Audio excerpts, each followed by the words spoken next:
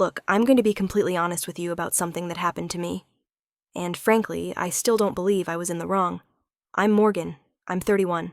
And this entire situation started when I discovered I couldn't have children.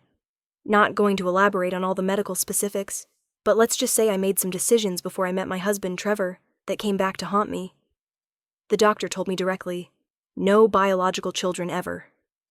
And you know what? That transformed everything for me. Like, what's the purpose of all that physical intimacy if you can't even create a family? I mean, that's literally its biological function, right? So I'm sitting there absorbing this information, and I realize I've been pretending for years anyway, just performing because that's what you're expected to do in a marriage. But now, I had a legitimate reason to stop the charade.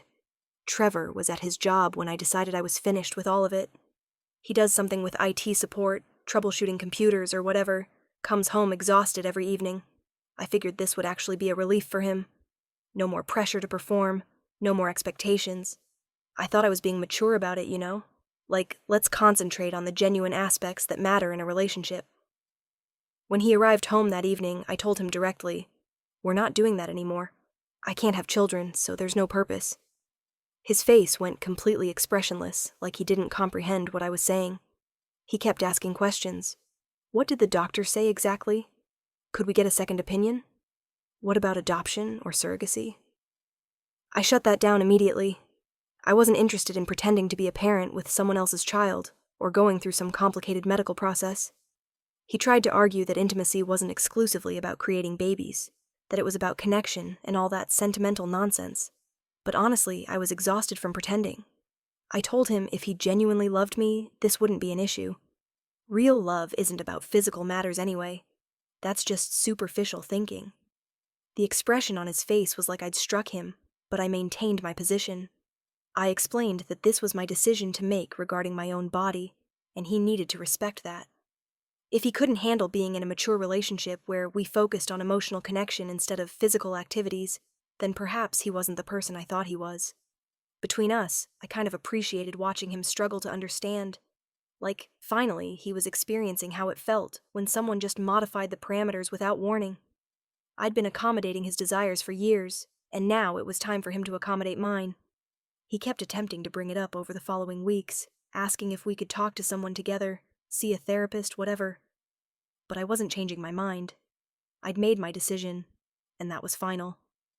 Every time he mentioned it, I'd get emotional and tell him he was pressuring me about something I'd already explained. Why couldn't he just accept my choice and move forward? I started viewing this as the ultimate test of our relationship. If he genuinely loved me for who I am, and not just for what I could provide physically, then he'd be fine with this arrangement. We could be companions, best friends, partners in life. Isn't that what marriage is supposed to be about anyway? What really frustrated me was how he started becoming all withdrawn and distant. Like, I'm dealing with this enormous medical news and making this mature decision about our future, and he's sulking because he's not getting his way. It felt selfish, honestly. Here I was trying to evolve our relationship into something deeper, and he was stuck thinking about shallow physical matters. I figured he'd adapt eventually. He just needed time to adjust to this new reality and recognize that what we had was actually better now. But Trevor didn't adapt. If anything, he got worse. For the next 3 years, 3 whole years, this man would not let it go. He'd bring it up constantly, always with some new approach or suggestion. First, it was couples therapy, then individual counseling for me. Then he wanted me to see different doctors, get second opinions, try hormone treatments. The audacity, right? Like I hadn't already thought through my decision, like I was some confused person who didn't know my own mind. It was insulting, honestly. Every conversation felt like he was trying to manipulate me into changing my position, and I wasn't having it. He'd start these discussions all gentle and understanding, thinking he was being strategic about it. Sweetheart, I've been thinking, and I'd already know where it was heading. So I developed strategies to shut it down. Sometimes I'd just start crying and tell him he was making me feel broken and defective. Other times I'd get angry and leave the room, making him feel guilty for even mentioning it. My favorite was when I'd redirect it back on him. So, my medical condition isn't enough for you? You need me to be physically available even though I can't give you children? What kind of person does that make you? That usually silenced him immediately. Between us, I started to enjoy the control I had. For once in our relationship, I was the one establishing the boundaries. I was the one who got to say no and have it actually matter. Do you know how rare that is for women? Usually we're expected to just comply with whatever. But this time I had medical justification for my decision. But then he started changing in ways that really irritated me. He'd arrive home from work and barely speak to me. He'd prepare his own meals, watch television by himself, go to sleep early. When I'd try to cuddle or be affectionate in other ways, he'd tense up and withdraw. It was like he was punishing me for having boundaries. I confronted him about it multiple times. Why are you being so cold to me? I'm still your wife. I still love you. But he'd just shrug and say he was tired from work. Total nonsense. He was clearly trying to make me feel guilty for my medical situation, which was cruel if you ask me. The worst part was how he stopped trying to do thoughtful things for me. No more surprise takeout from my favorite restaurant. No more small gifts. No more planning weekend activities. It was like he'd decided if he couldn't get what he wanted, he wasn't going to put effort anywhere else either. Talk about immature. I started questioning if I'd married the wrong person. Maybe he was just one of those men who only cared about one thing, and when that was off the table, his true nature emerged. It was disappointing, honestly. I thought he was better than that. His friends started acting strange around me too, like they knew something I didn't. When we'd socialize with other couples, I'd catch them giving Trevor these sympathetic looks, like he was some victim or something. It made me want to scream. I was the one dealing with a medical condition here, but somehow he was getting all the sympathy.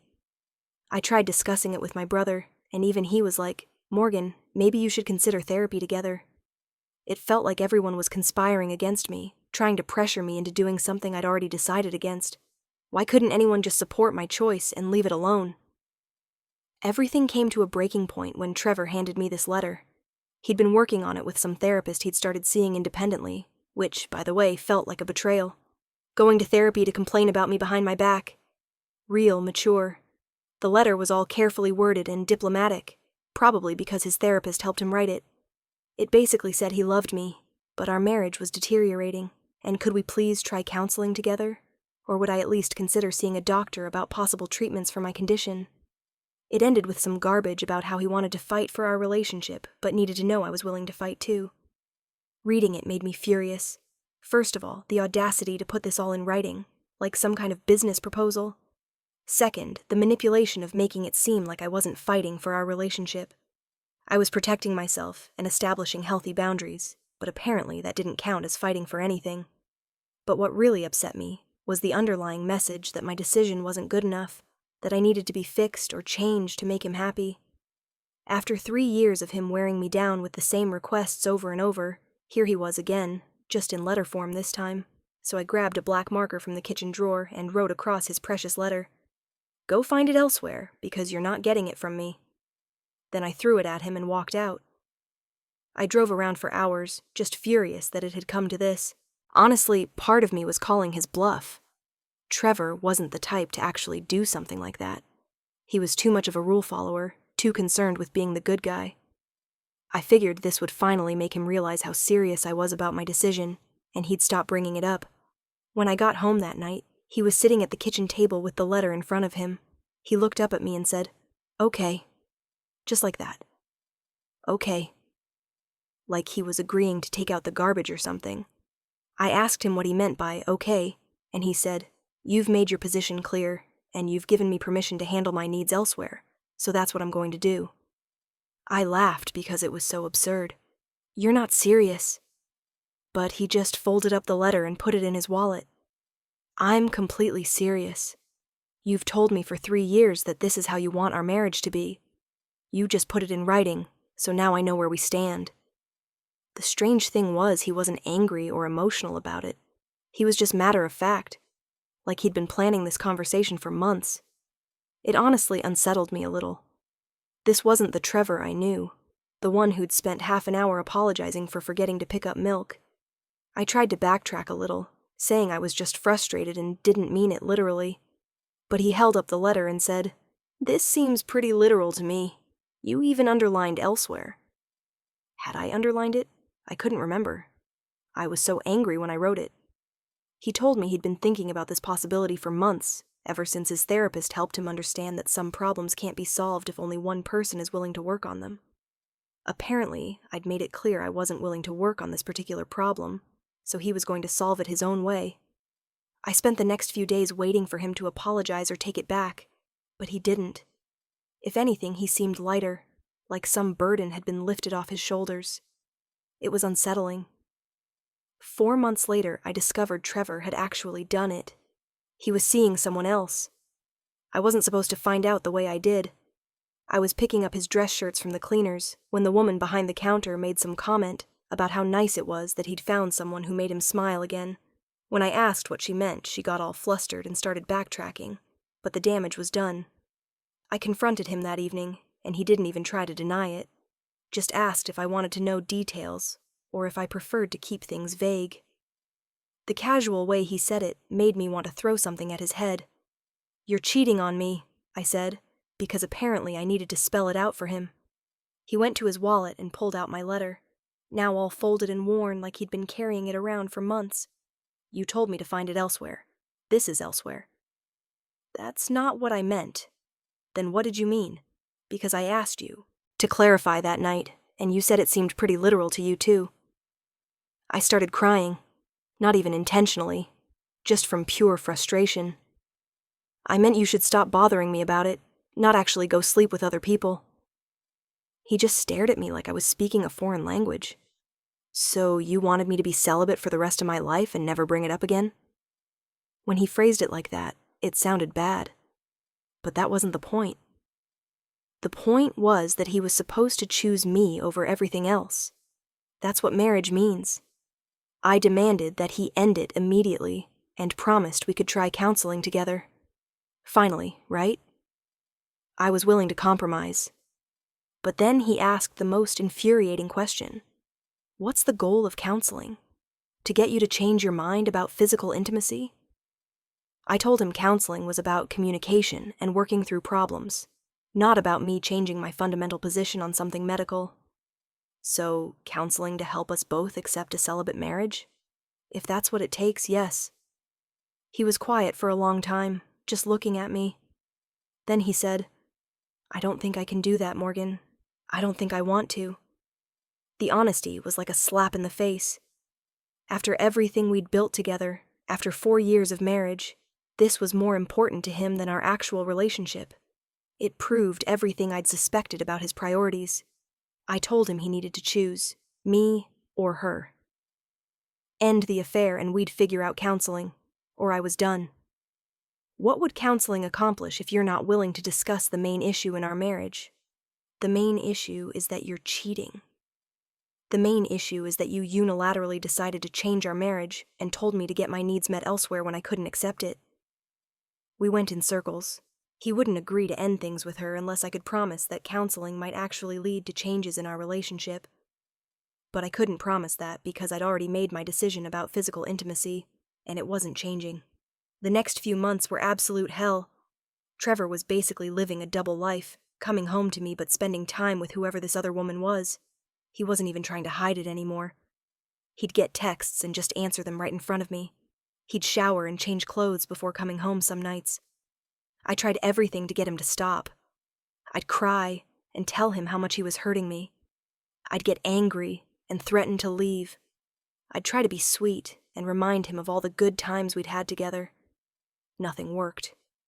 The worst part was how calm he stayed through all of it, like he'd made peace with the situation, and I was the one being dramatic. When I'd yell at him about how this was destroying our marriage, he'd just say, "Our marriage was already destroyed. This is just me refusing to be miserable while we figure out what comes next." What comes next? I couldn't believe he was already thinking about ending things. I started trying to control when he came and went, asking where he was going, when he'd be back, who he was with.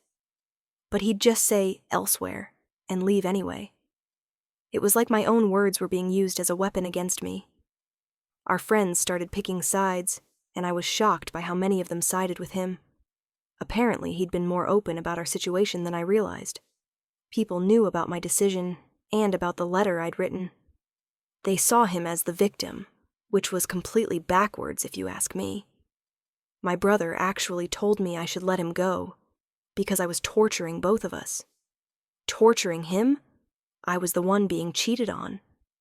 I was the one whose husband was running around with some other woman while I sat at home trying to hold our marriage together. But the absolute worst was when I found out who she was. Some woman from his rock climbing gym, apparently. Divorced, no kids, works in graphic design or something equally unremarkable. Everything I wasn't. Available, uncomplicated, willing to give him whatever he wanted without any difficult conversations or medical issues. When I confronted him about her, he said something that still makes me angry. She doesn't make me feel broken for having normal needs.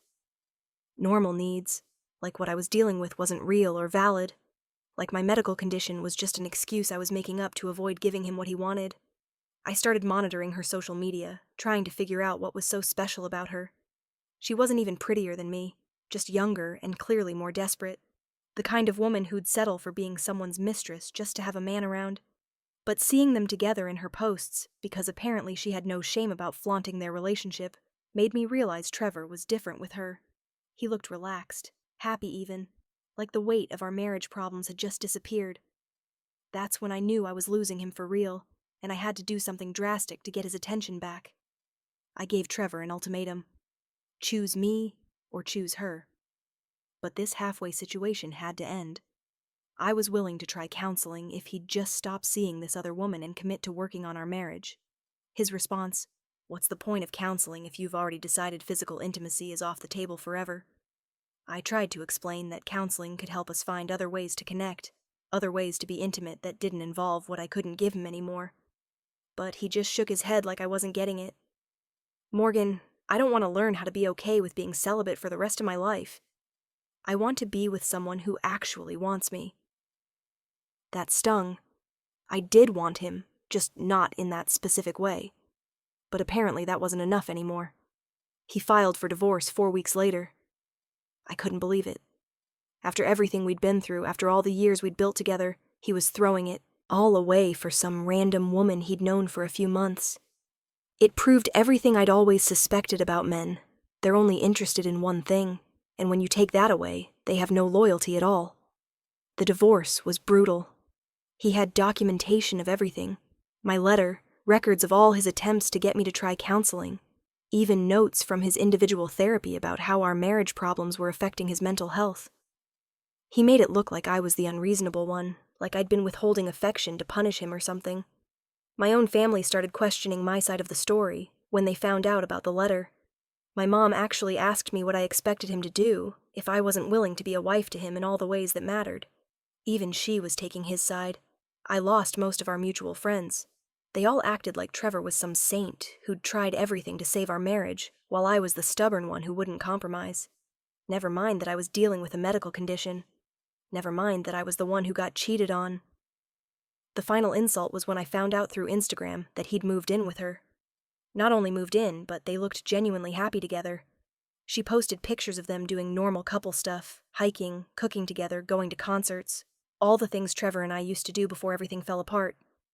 What really got me was seeing how relaxed and confident he looked in those pictures, like he'd become a completely different person.